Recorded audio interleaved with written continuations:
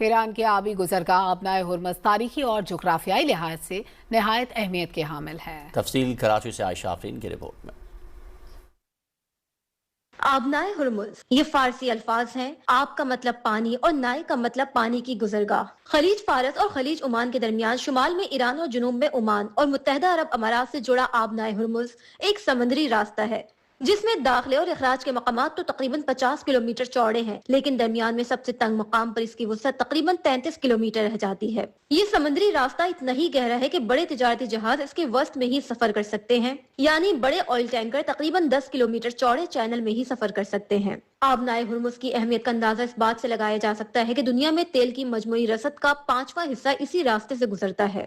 اس آبی راستے سے نہ صرف ایران بلکہ خلیج کے دوسرے ممالک بھی ایشیائی ممالک کو تیل اور LNG کی رسد فراہم کرتے ہیں۔ آئل سپلائی جب متاثر ہوئی ہے مختلف ممالک میں، جس میں پاکستان بھی ہے، خاص طور پہ جو ایشیا کا یہ پارٹ ہے وہ تو بہت زیادہ آئل پہ ڈیپینڈنٹ ہے، تو ایران اور امریکہ کے اس جو کانفلکٹ ہے اور اس میں اسرائیل بھی ہے، اس کے صرف اکنامک ریپرکشنز نہیں ہیں بلکہ اس کے پولیٹیکل، اسٹریٹجک اور دوسری طرح کے بھی اس کے اثرات ہیں۔ یہی واحد ایک راستہ ہے جس کی وجہ سے تمام خلیجی ممالک کی بھاگ دوڑ اس میں تھی کہ کسی طرح سے اسٹریٹ آف ہرمز کو کھول دیا جائے۔ آبنائے ہرمز مشرق وسطی سے کھاد کی برآمدات کے لیے بھی ایک اہم راستہ ہے، جبکہ دنیا بھر میں کھاد کی تجارت کا تقریباً 1/3 حصہ عام طور پر آبنائے ہرمز سے گزرتا ہے۔ اس کے علاوہ مشرق وسطی میں خوراک، ادویات اور تکنیکی سامان سمیت دیگر برآمدات کے لیے بھی یہ ایک اہم راستہ ہے۔ اسرائیل نے جب ایران پر حملہ کیا تھا تو ایران نے آبنائے ہرمز کو جہازوں کی گزرگاہوں کے لیے بند کر دیا تھا،